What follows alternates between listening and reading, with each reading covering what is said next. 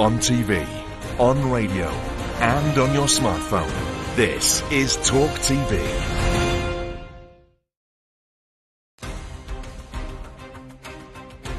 Tonight on Piers Morgan Uncensored with me, Jeremy Kyle, top results down on GCSE results day. The question, is it time to re-examine how we grade success? Claims of bullying, harassment and drunkenness and the red arrows. Does Britain's military have a bullying problem? And the cash-strapped family who might just have to kick out their Ukrainian refugee, plus the new partying Prime Minister.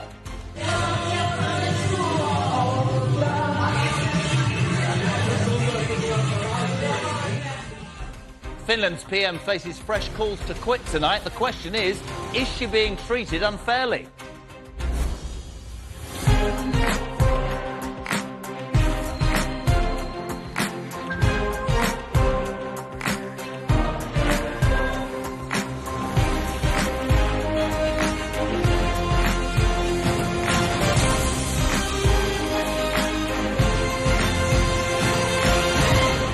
Good evening, my friends, and a big, big welcome to Piers Morgan Uncensored. I'm Jeremy Kyle. So tomorrow is the day we have all been dreading. Energy prices set to go up again. Labour tonight saying we should put a new cap on the energy bosses. I personally think they should wear whatever they like, but I'm more worried about the price. And yet, it does feel like there's a light at the end of the tunnel right now. Sadly for all of us, it's a train. Good. Experts today warned it's getting so bad we need COVID-style bailouts from the government. Rishi Sunak says it's a hard act to furlough.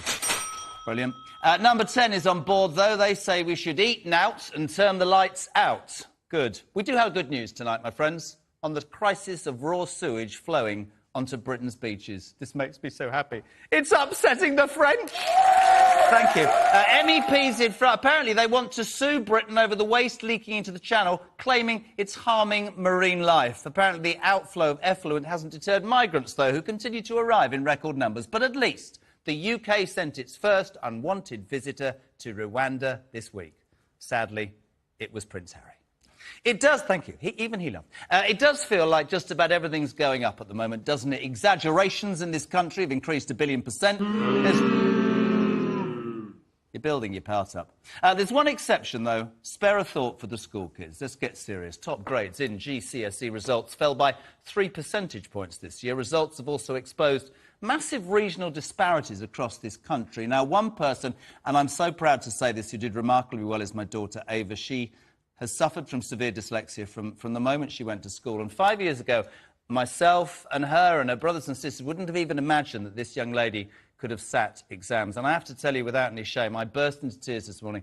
At 8 o'clock, this girl got 8 GCSEs, and she's going on to study A-levels. And I'm so proud of her. But that got me thinking. That's a great place to start the show tonight. A momentous day for thousands of teenagers, yes, planning their futures after that long ordeal, but for many, a very difficult day who won't get what they need and are concerned about what is next. So the big question tonight is the exam system itself now out of date? Joining us is the chairman of the Campaign for Real Education, Chris McGovern, and the education editor of the Sunday Times, Sian Griffiths. Welcome both. Thank you very much indeed. You got through my opening monologue. Let's start with you, Sian, if we can. I did O-levels, then they became GCSEs. I'm interested... Tony Blair raised this and said that examinations at this point, A's, GCSEs, are not preparing our children correctly for later life. What's your view on this? I think he's right about GCSEs. I think they don't prepare children well for later life. We know that employers are saying that they want children who can work in teams, they can problem solve, they can come up with new ideas, they can communicate. And we have a very old-fashioned system, I think, in GCSEs. It's turning out kids who memorise lots of information. It's a lot of rote learning, a lot of cramming for exams, but it's not really turning out kids who are equipped for the 21st century. What would you say to the argument, and I'll bring Chris in just a case, what would you say to the people who, like me, who think that it's all well and good to do exams or coursework or a combination of both? What about practical education? What about teaching kids how to fill out a passport form or apply for a bank statement or understand how you go about, I don't know, signing for whatever? Why are we not having a more practical education system? I think that's a really good question. And I think one of the things that's really, really wrong with the GCSE system is that and people don't really know this statistic, but 1 in 3 kids at GCSE fail maths and English GCSE. Those fundamental qualifications, you know, which are very practical, maths and English, about writing, about being able to do maths, able to do sums. And if you haven't got those basic qualifications, you can't go on at all. So we have a forgotten third of children. And our exam system is failing. I agree. And the thing is, Chris McGovern, Campaign for Real Education, I highlighted in the introduction my daughter Ava, if she hadn't got maths and English today, which was a remarkable achievement, I repeat it and will repeat it all night, would she have been on the scrap heap? I understand that you want to go back to O-levels and all that, but for me, that leaves a lot of people with a very uncertain future. Should it not be a combination? Yeah, it should be a balance, shouldn't there? You say go back to O-levels, but actually if you go to Singapore, they still do O-levels. And interestingly, Singapore about 3 years ahead of us. Explain to me the difference in layman's terms between GCSE and O-level. Well, the O-level was a grammar school exam. It was more academic. GCSE is a more knowledge light, but Tony Blair is saying there's too much knowledge in GCSE, make it even lighter. Look, Tony Blair's ideas about communication skills, collaboration skills, creativity, they're all very important, but they can be taught through traditional subjects. Knowledge is really important. You can't think critically unless you have some knowledge. More practical knowledge, though, more common sense, less of, you know, Latin, whatever. Do you not think we should be teaching our kids how to open a bank account, fill out their passport form? Do you not think that? Absolutely we should. And that's but they don't in school. Hang on a moment. Schools actually are doing perhaps a slightly better job than your suggestion there. They do some of that. What I would suggest is that we should be perhaps doing GCSEs at the age of 14, then would only be 1 year behind the Asia Pacific, and then they should perhaps be going on vocational courses or academic courses. Well, here's the thing. At universities, of course, they have gap years. My daughter's about to go to Edinburgh University, bless her, and do sports psychology, and we'll get that gap year, which is, of course, part of the deal, but is also to prepare you for the outside world. Is there an argument to say that at 15 and 16, going out and doing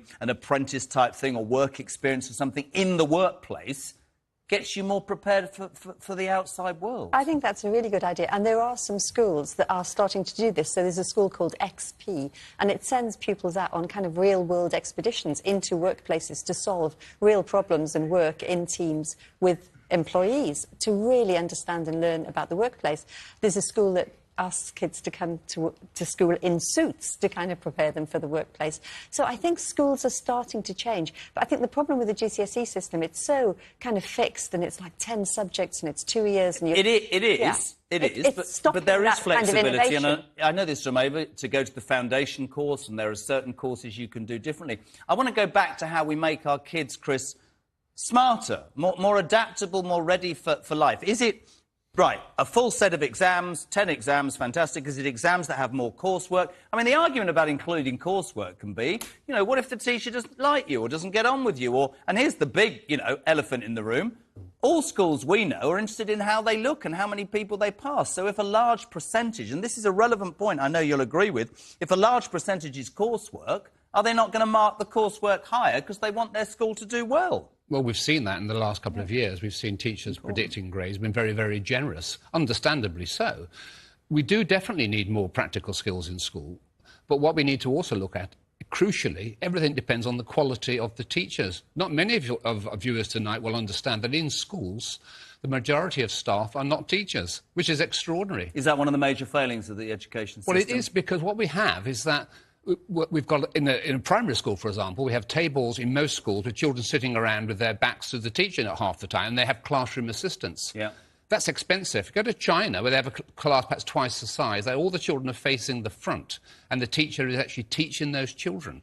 And they're about 3 years ahead by the time they're 15. Are we in danger, then, from what you're saying? And it's interesting watching your reaction. Are we in danger of making it too open, too general and too scattered, and the old, you know, teaching kids, doing English, maths and all those sorts of things? Are we missing out? Are we sending our kids into the wider world less prepared? If you're going to build a house, you need to have foundations. Yeah. Primary schools are important. When I, as a head teacher, spoke to incoming parents, the first thing I said, the most important year in a child's life is their first year in school, or even earlier than that, of course. The least important is when they're 18. You have to get the foundations in right. Well, and in these posh private schools, they teach the basics. They teach the foundations of English and mathematics and science. We have to do that with all kids. But by the time they get to 14, as they do in Asia-Pacific and parts of Europe, They can go into more vocational courses. We've got to get away from the snobbery. Academic versus vocational, they're equally important. Yeah, Sean, I think that's the point. It's balance, isn't it? Yeah, it is. And to be fair, the Tony Blair Institute think tank report is saying that. Did he think all of this when he was going education, education, education, or has he suddenly become very vocal now he's no longer thought of in high regard by many people? He's pretty vocal at the moment about it. But one of the things he's saying is that you have continuous assessment at 16, yeah, and you have some tests as well. And then you do have an exam at 18. You have like a baccalaureate, and that would have 5 or 6 subjects. And a lot of people are thinking this now. It would have a mix of practical subjects, vocational subjects, and academic subjects. So at 18, you leave with a kind of certificate which covers a whole range of things. But also it covers not just those academic things. It will go into, are you good, sport, music, art, yeah, drama, and your character traits. Are you resilient? Are you determined? I mean, this is really Can old. you work in a team? Well, you go on about this is what teams, employers but need. this is really old-fashioned. I'm allowed to say this because I'm 57. Some of the most intelligent people I know have got absolutely zero social skills and cannot have a conversation or be involved in any level.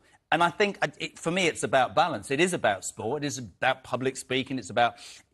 I don't think we should ban exams in any which way. I think there should be a degree of practical, the coursework. But I absolutely say, as I said at the start, and you both agree, we should be preparing our kids, not by saying, oh, by 16, by the way, we'll have judged when you're any good or you're not. My daughter had failed maths and English today, and she had every reason, by the way, with dyslexia to fail it, but didn't. You've been on the scrap heap for another year, right? And that's frightening. So how do we help those kids? And also, I keep going on about it.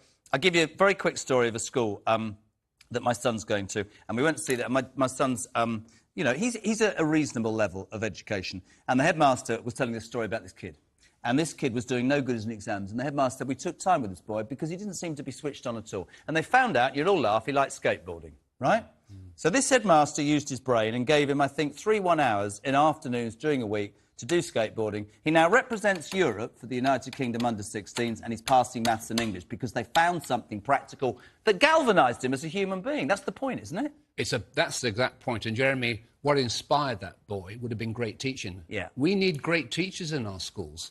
That's the key to everything. We get great teachers, well, whatever they teach them, it's going to be successful. They are inspiring children. They've got to do that. So actually, yeah, the teachers may be on strike in a few months' time, and I have some sympathy with them. They do deserve more, and there would be more money for them if we got away from having so many non-teaching staff in schools. Good teachers need to be rewarded properly. They get 19 weeks holiday, though, don't they? Good teachers inspire kids, and they get... I agree. Yeah, they inspire kids. They're crucial. Yeah. And if you go look at our system, we tend to recruit from the lower end of the graduates. Go to a place like Finland, they're recruiting from the top 10%. You can't talk about Finland. The Prime Minister dances with people with... And isn't she good? Yeah, I think so. Well, steady, man. Sharm, final word from you. We agree balance, right? There must be exams, there must be coursework, but let's give our kids a practical education. Yeah, I agree, balance. And there must be exams, but we do not need 30 papers at the age of 16, 10 subjects. We've got kids with mental health problems, And COVID and all the lockdown. And COVID and everything else. Yeah. No other European country does this. We are not doing our kids a service with GCSEs. Chris McGovern, Sean Griffiths, really delighted to see you both. Thank you very much indeed for joining us. Right, next on Uncensored, the Red Arrows are in crisis. There's claims of drunkenness, misogyny and assault at the heart of the RAF. The big question for us, does the British military have a culture problem? We're coming back in 3. Plus, kick her out or work more hours? That, my friends, is the dilemma facing one family who took in a Ukrainian refugee. I will speak to them live on this show before 9.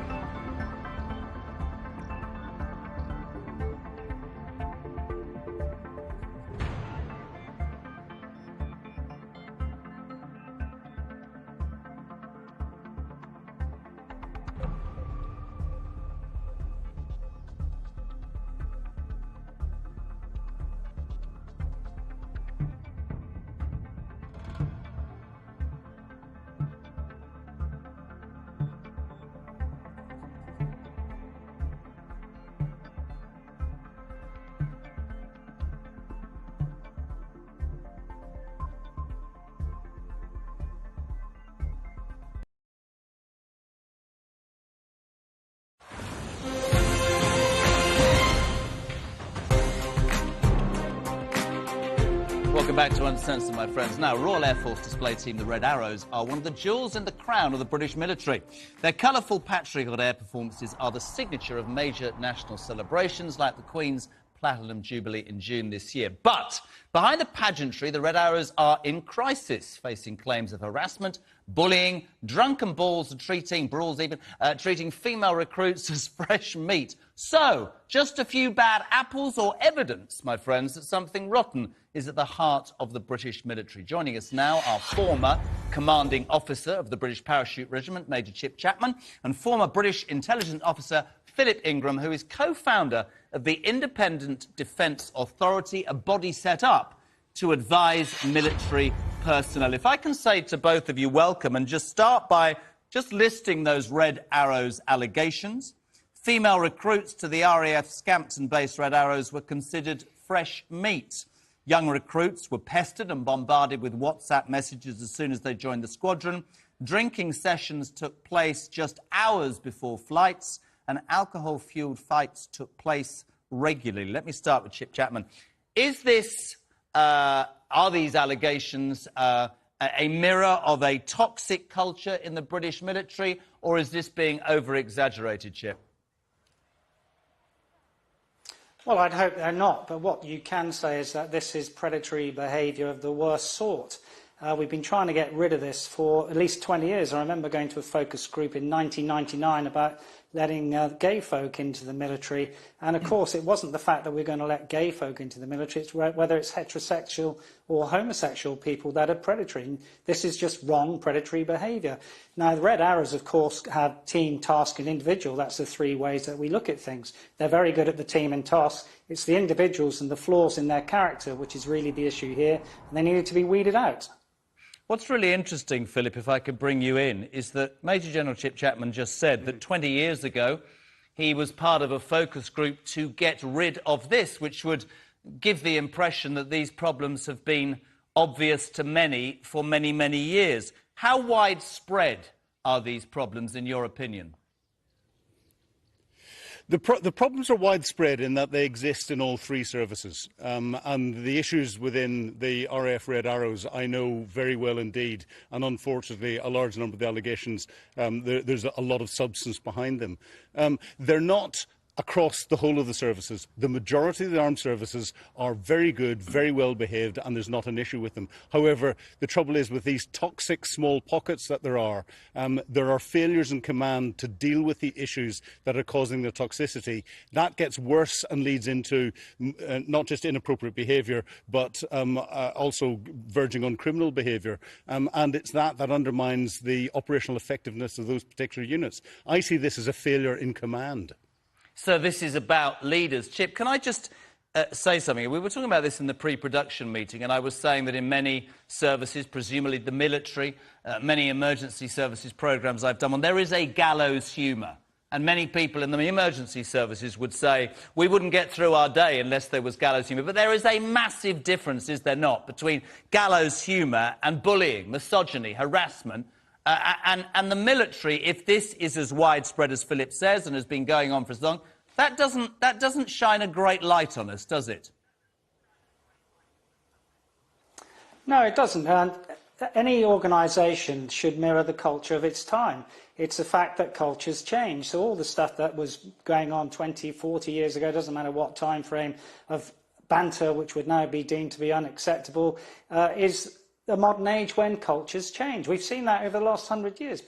Women didn't have the vote 100 years ago. Cultures move on. And it's people, sort of the dinosaurs of the veterans, people like me, and often people criticise, who are the ones who are the loudest to shout on this. But of course, you had sort of 3 years ago this new set of recruiting posters, for example, which lots of people said woke. It wasn't. It really just informs the people who are out there today, Generation X, Generation Z, and they're the people being recruited. So, the older element in all the armed forces need to wise up about the modern culture and those that we're recruiting into the Army, Navy and Air Force these days. There's nothing wrong with these kids. A year ago, they were doing amazing things on lock pitting in Afghanistan.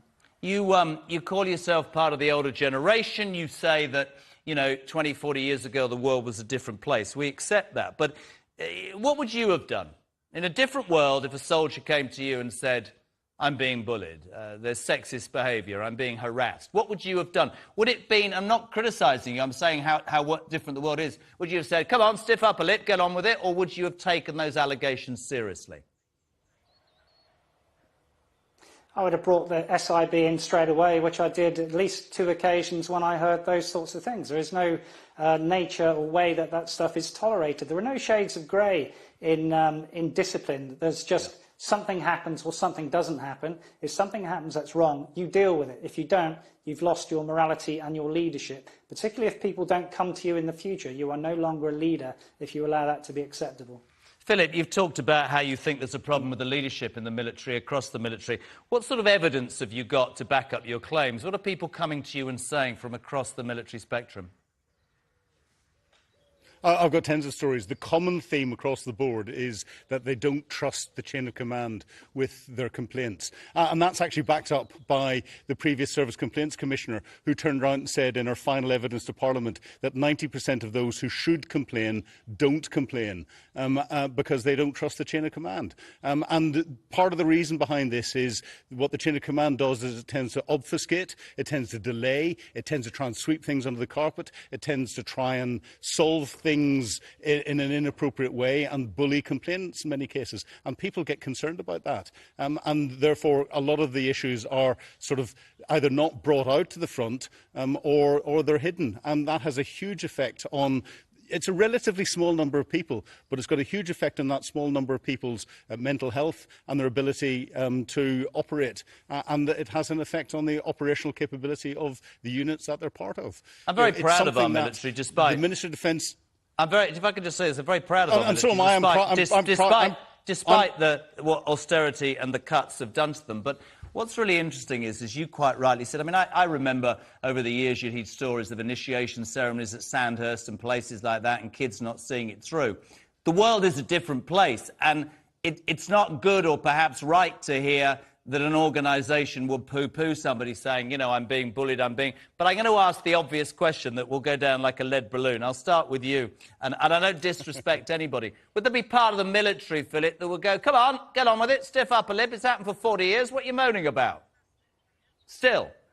I've already experienced that. I've already had people commenting to me on social media and elsewhere saying exactly that, and that's part of the problem. You know, people don't sit up and listen and deal with it. This is something where it's gone beyond what would be considered even 20 years ago as banter or as something else. It's right into the very nasty levels of inappropriate behaviour. And Sir Mike Wigston himself, before he took over as Chief of the Air Staff, did an investigation into inappropriate behaviours in the military and made a series of recommendations. The MOD says they've implemented those recommendations, but it's quite clear in his own service they haven't. Well, bearing in mind that The Sun reported last week that one pilot had been suspended from the Red Arrows, another had resigned due to the toxic culture. Tonight, Chip, we hear from the MOD. This is their statement. Sexual assault or harassment has no place in the armed forces, and all allegations are taken seriously and investigated by the service police. We continue to improve reporting mechanisms so personnel feel safe in raising issues, and confident allegations will be acted on. My response very quickly, Chip, is, you know, sexual assault or harassment. No talk about misogyny and bullying in that statement. What's your response to what the MOD say tonight, Chip? Well, justice delayed is justice denied. I'd like to see swift action in all those sorts of things. We know that all the armed forces are trying to change into something where, for example, emotional intelligence is something these days which a leader must have, and all those things that you mentioned earlier on about stiff upper lip is against that sort of ethos of the emotional intelligence, which is a facet of leadership these days. But it is those character flaws. That's what really this is about. This is not leadership. It's the flaws in attitude, behaviour and character. And those are people we need to weed out from any aspect of the services, because none of that is acceptable. I guess, to finish very quickly, that the issue is the world has changed. The military must change as well. And I guess get themselves away from the belief that, you know, if you don't go through everything and take everything, you're too soft to be a soldier. Actually, that's not the case. The world is different. Philip Ingham, Major General Chip Chapman, thank you very much indeed. We discussed the military, and next on Uncensored, fighting for her right to party. Is the Finnish PM's wild dancing a dereliction of duty in these serious times, or is the criticism just a sexist double standard? We'll debate that right next. We're coming right back.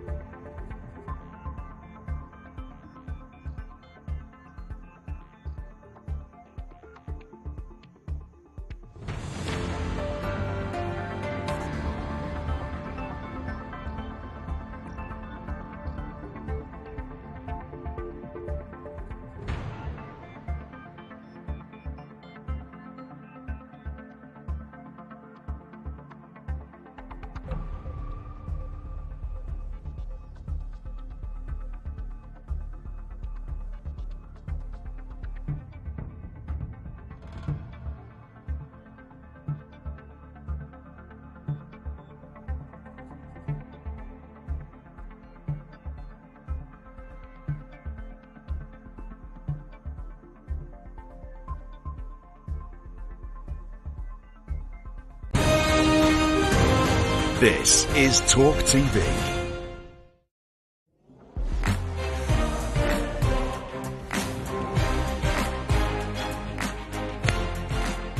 Welcome back, my friends. Now, the Prime Minister of Finland is under increasing pressure after yet more leaked footage showed her raunchily partying with friends. Sanna Marin's already been forced to apologise and take a drugs test over the videos.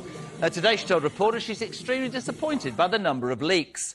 Memo to British water companies. So are we. And that's not the only thing we have in common with the Finnish Prime Minister. We know a thing or two about partying politicians here in the UK. Bojo famously turned Downing Street into a mullet. We wrote this. Business in the front, parties at the back. But we did think this was a fine opportunity, my friends, to look at some of the other politicians who've committed murder on the dance floor. Yes, my friends, stand by. It's Strictly Come Dancing, or as we call it, Top of the Flops. Here we go. Right in at number 4, the original party Prime Minister himself, up 14. There, somebody call the nurse. What a complete idiot. At number 3, climbing 4 this week, you know him, we love him, Emmanuel Macron's got the clap. Not looking remotely uncomfortable. Rising 4 places to number 2, my friends, our dancing queen. That was the night that Bojo resigned and Theresa May looked like a right idiot. Where is she? There, look. But at number 1, it's been there 17 weeks, the bastion of multicultural homosexual men singing about hooking up in a cheap accommodation. Take a breath. Donald J. Trump!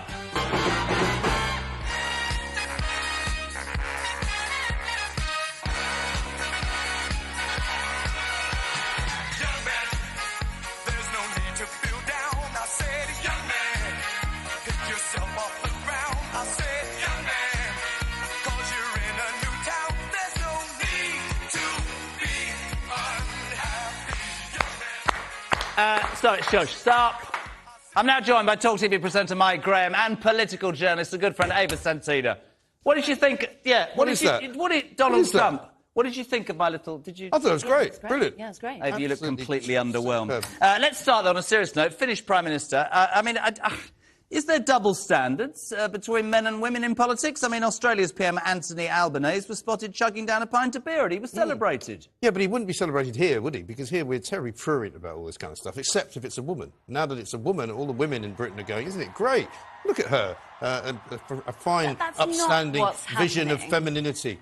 You know, if it was a bloke, everybody would all be going, that's disgraceful, why is he with his wife? Where's her husband? Is she having some kind of midlife crisis or something? But that's what all the men are saying. All the men are gawking, kind of like feral 15-year-olds staring at her. That's what the uproar is. They are. They're obsessed with it. I mean, even, newsrooms up and down this country can't get enough of her. Frankly, it's really embarrassing. But don't you think it's more... I mean, I actually believe she should be able to party and have a good time. Probably not the greatest thing to put out when you've got a border with Russia. No, but hang on. The border she has, her neighbour, OK, Putin's out all the time with his top off, singing rape jokes and invading sovereign nations. And for some reason, we're putting all of our anger towards a woman who's having a dance. I don't think people are angry. I don't think people are angry. Are they? I'm not angry. You have to take a drug test. How ridiculous is that? Well, she actually offered to, didn't she? Well, that's because there were people in the background calling out for some cocaine, I think, and that's why she took the drug test. But the other reason that's interesting is actually... But can I make that point without you looking at me? Can you imagine, and I know you hate him, right, but can you imagine if Boris Johnson had a party, right, in Downing Street, where there were topless women and somebody was shouting out for cocaine? Let me tell you that every single liberal stroke left media outlet in the land would have said you're a disgrace and you should be gone. So there is another side to it. There wasn't any cocaine. Well, we don't know that, do we? Well, we do. All right, I'll give you again. If there was a take it. video of Boris Johnson, serious question, with topless women partying, what would you like? You'd all be saying, get him out. I would like to see a video inside the Garrick Club or inside the Beefsteak Club and see what all of those Tory MPs who are in the private members' clubs are doing every single night. I don't. Well, then don't ask me the question about would I like to see Boris Johnson, because that's possibly, if anywhere, that's where you're going to see it. Are you telling me off? I have a feeling we're... I would say this, right?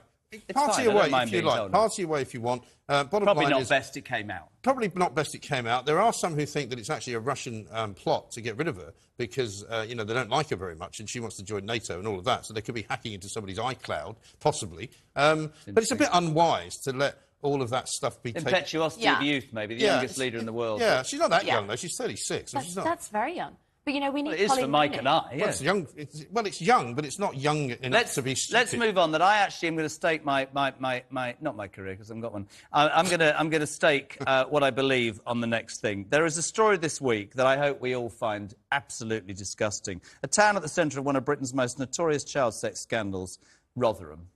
Asian grooming gangs, we all know about this, has been named as the world's first children's capital of culture, Ava. I mean, what? What do you say to that? I mean, what do you say to that? It's just... The only slightly good thing about this being in the press is that maybe we can have a re-examine about the fact that since that whole scandal was broken, barely any funding has gone into social housing, barely any funding has gone into social homes, or rectifying the issue or preventing a future problem.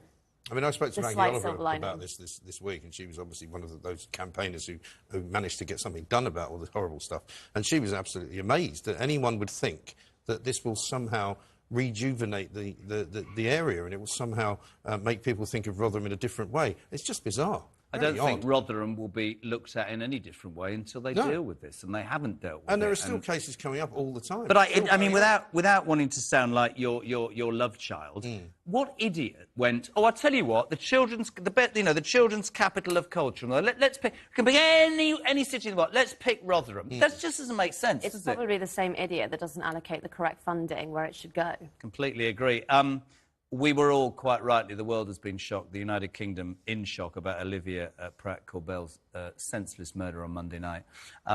In terms of where we're at, there's a new statement from the family tonight, because it's a big thing that the man that was chased into the house won't open up, and it's all about, well, the criminal underworld in Liverpool, you know, say anything to find this man. Others say he's already gone. The family have just released a statement saying Liv was adored by everyone who knew her and would instantly make friends with anyone and everyone. She was often seen going up and down the street on a new bike she just got for her birthday, or her life was short. Her personality certainly wasn't, and she lived it to the most she could and would blow people away with her wit and kindness. We, as a family, are heartbroken and have lost a huge part of our lives, and if anyone knows anything, now is the time to speak up. It's not about being a snitch or a grass.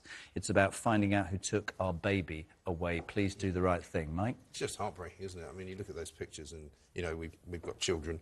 You know, I remember when it happened, I just remember my daughter, who you know, when she was 9 years old. I mean, it's just awful. You can't even begin to think. You know what I was thinking today? The people who are going to spend this weekend ordering cocaine, middle-class people that make quite a lot of money, they should think about where that's coming from, because it's coming from there. And that's what they're doing, and that's what they're funding, and that's what they're actually, you know, helping to make sure that it continues to be like that. Ava, you might actually agree with me. I look sometimes at this country I'm very proud of, and I'm becoming increasingly unproud of it. I look at lawlessness, I look at gang culture, knives, guns, I look at the social problems we've got. How do we deal with this? I think that we're probably getting a bit excited there, as much as I agree with you, but this has always been endemic. It's just that we're now talking about it a lot more. And that Liverpool has had this issue for years, for decades. And then the second that it comes into the media spotlight, suddenly they're now allocating more money for bobbies to go onto the beat, for police cars to be sent around the city. There's been a gun problem for years in Liverpool, and it's shocking that no one's bothered to deal with it. But the trouble is now, because of the way that the gun crime is fueled by the drug business is now so big, you know. Somebody once said to me that you take out a county line and you take out a drug baron, within 5 minutes there's another one in place. Well, I mean, they get something like 1/8 of all of the drugs that come into this country, they confiscate. But there's loads more coming in. There's loads more people doing it. Britain is now the cocaine capital of Europe. You know, it's ridiculous. I just hope that actually somebody does open their mouth, because that kid deserves they really justice. Should. And also the other thing. But you're right. How awful that the guy who was shot was taken to hospital by his mate, who left the little girl there, didn't take her. And the one that's in hospital won't speak? And he won't speak. I mean, what a pair of scumbags. Yeah. I'm not allowed to say on television what I think, but good luck. Stephen Barclay, on a lighter note, have you seen this clip? Just watch this, it's brilliant. This is the Health Secretary being ambushed by, could be a Labour activist or just an angry pensioner. Have a look. That plan for jobs has protected... Are you going to do anything about the ambulances waiting and the people dying out? Well, don't you think 12 years is long enough? Yes, and we 12 years, you've done bugger all about it. People have died, and all you've done is nothing. He's disgraceful. Look at the way he looks at her. Like, she's a constituent. She votes him in, she pays his wages, and that's the way that he looks at her. They don't care. They don't care at all. And they keep saying as well, well, he was about to make that statement, wasn't he? Well, we are building 20 new hospitals and, you know, we are actually getting the waiting list down. No, they're not. They're actually not. She's right. They are doing nothing. You saw the picture in the front of the Mirror last week that I'll never forgive. Forget the guy with an awning over his body for 16 hours. Yeah. I feel, do you know, apart from the patients, I feel sorry for the people who work in ambulance control centres. Imagine this. I've got 4 ambulances and 70 people. Do I go to the granny who's broken a leg because on the floor? Do I go to the kid who's been in a car crash or somebody's been knifed? I don't understand why we can't... I mean, don't start me on NHS because we need to stop pouring money down to brainstorming sessions and spend it on things that matter. But it's just appalling. And this woman, who perhaps in the past would be seen as some sort of Labour weirdo, is speaking what most people in this country feel now, isn't she? It's always true, isn't it, that one incident kind of sums everything up, and that's it. You know, it's her saying, you've done, you know, I don't know if I can say it. Am I allowed to say bugger all? You've done bugger all. They have done bugger all. They've been doing bugger all since about 3 months ago. Well, they've been doing a lot of deflection as well. I mean, 12 years in power, and somehow it's still not their fault that waiting times are this long. It's shocking. It is absolutely shocking. You are my favourite duo. Thank you very much. You obviously prepare brilliantly. Yes, we do. Michael Graham, 10 o'clock tomorrow morning on Talk. Breakfast before that with me. Ava, thank you very much indeed. Thank you, both of you. We'll see you next week. Right next on Uncensored, on the eve of another energy price hike. Can public support for Ukraine survive the economic crisis? We'll speak to a family who took in a refugee but can no longer afford to keep them. We're coming back in 3.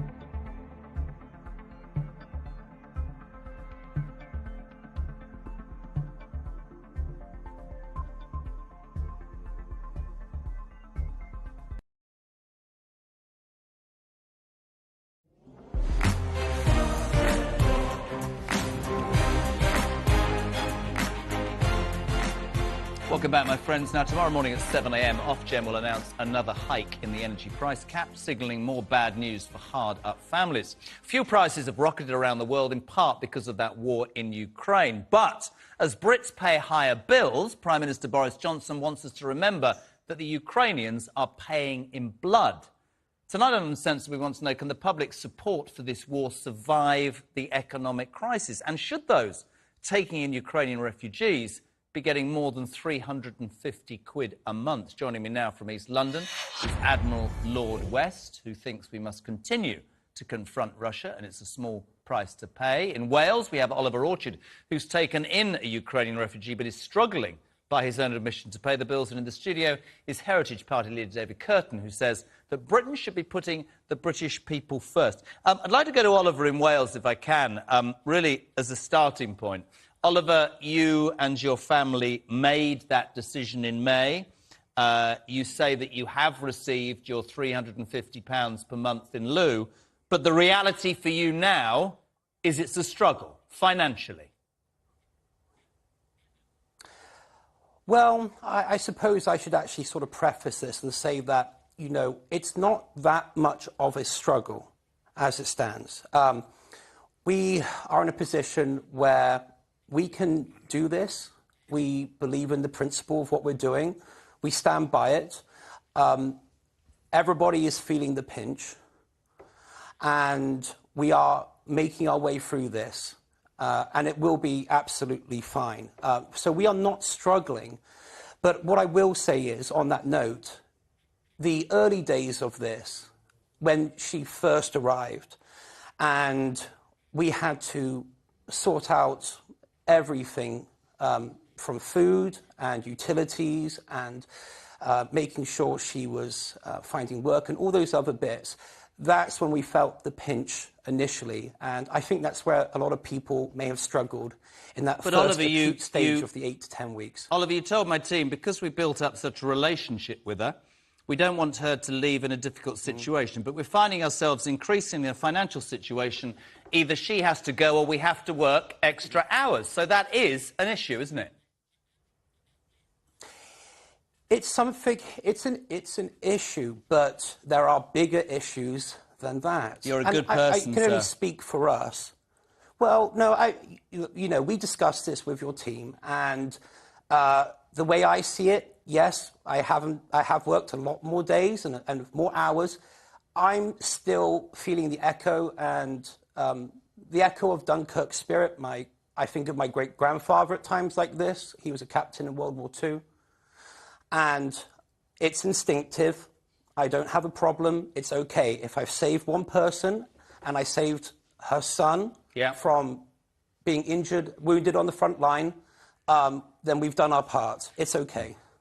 Let's bring in, if I can, David Curtin, Heritage Party leader. You say about Boris, who said yesterday, you know, we're struggling, but your bills that are increasing, you know, they're paying in blood. I do wonder, I mean, I find myself in a difficult position because I absolutely know that Ukrainian war is not just about Ukraine, it's about Europe. But I also it's like the immigration issue, and nobody talked about it for years. The British people are really struggling right now. And the British people, I don't know whether it's called war fatigue or whatever, I worry, not only the ones that have taken people, Ukrainians in, and shown their nice side, but that could be a struggle. But people are struggling to survive. And they will look at 54 million yesterday, no disrespect to Ukraine, will they not, and go, we can't pay our bills. And that's on the top of $1 billion or so that's already been given to the Ukrainian government in weapons and money. I think Boris there is making this statement because he wants to sound like Churchill. He's got this great idea that he's going to be seen in history as a Churchill-like figure. But he's not putting the British people first. And he is not going to suffer from this. He's not going to struggle because he has a very, very large MP salary. Even when he steps down as Prime Minister, he'll still get a lot of money coming in. And he's completely out of touch with ordinary British people who are suffering. A quarter of British families taking part in the Homes for Ukraine scheme are set to quit in the coming weeks, citing lack of support amid soaring inflation and energy bills. With the greatest respect to my man, Oliver, in Wales, you can tell he's a thoroughly decent man. But he did say at the end, yes, I don't regret doing it, but I'm having to work extra hours. It is becoming more difficult for people. Tomorrow, that Ofgem announcement at 7 a.m, could say £6,000. I'm terrified that families will go to the wall, aren't you? Absolutely. I mean, Oliver there obviously did it from the goodness of his heart for the best of reasons. I mean, I think we should sit down actually and on a wider sense and try to end the conflict so that we don't need, to take more refugees. That's another kind of issue. I mean, it is another question. And I'd like to bring in Admiral Lord West,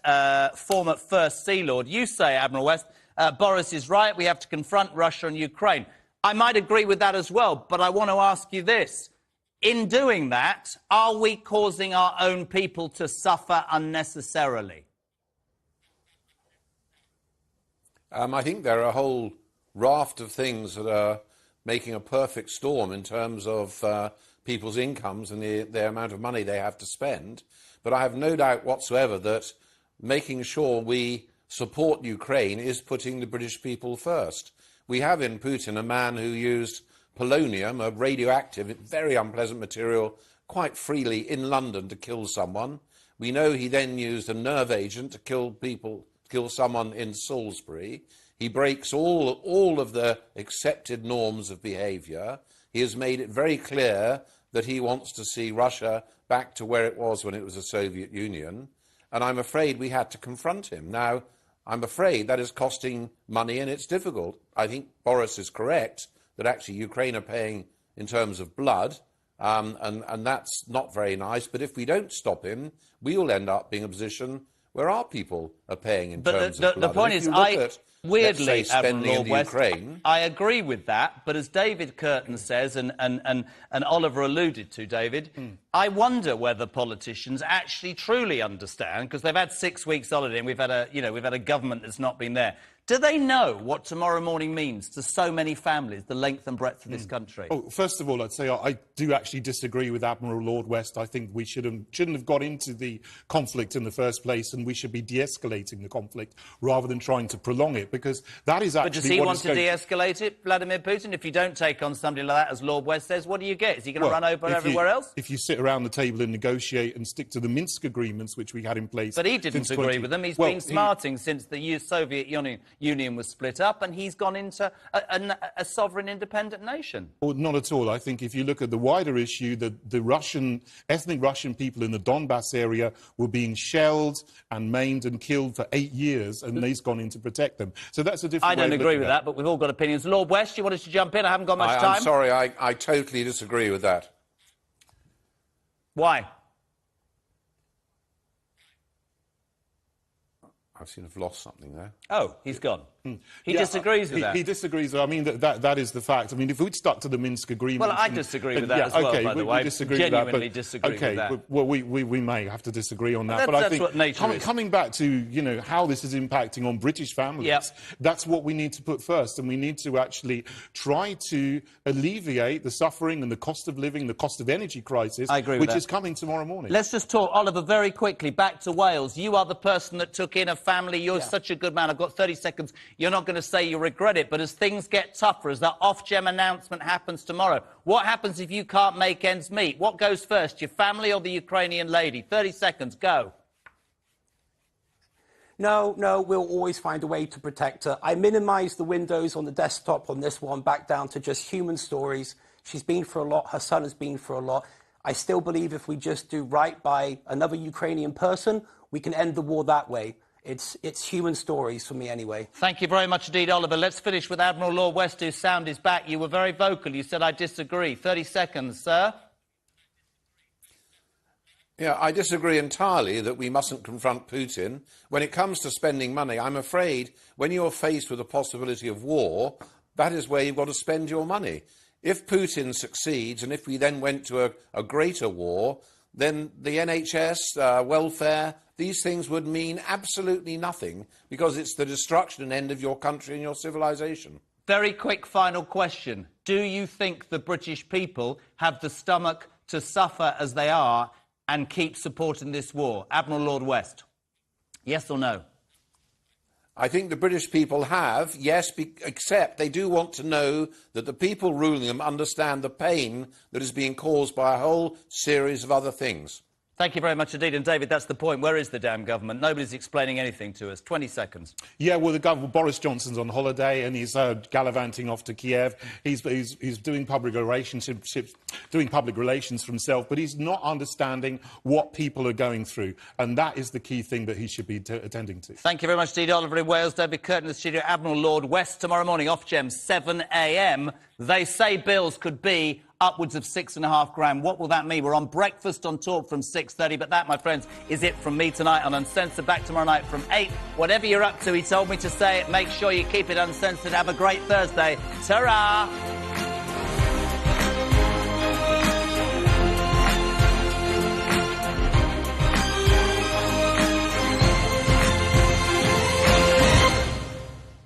Join me, Ian Collins, every day on Talk TV.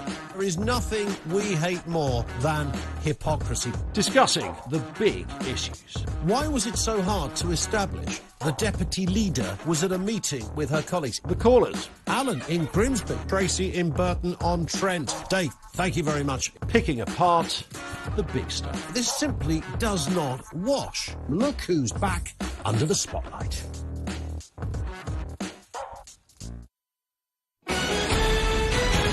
This is Talk TV News.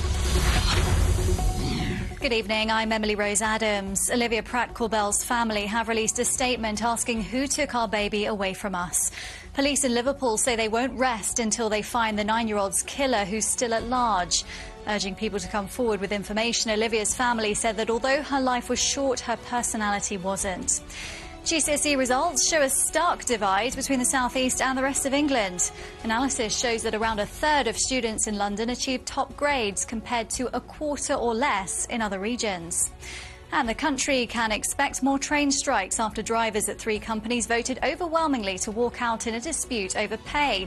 Those from Chiltern, Northern and TransPennine Express backed industrial action. That's all for now. We'll have more news updates after the talk.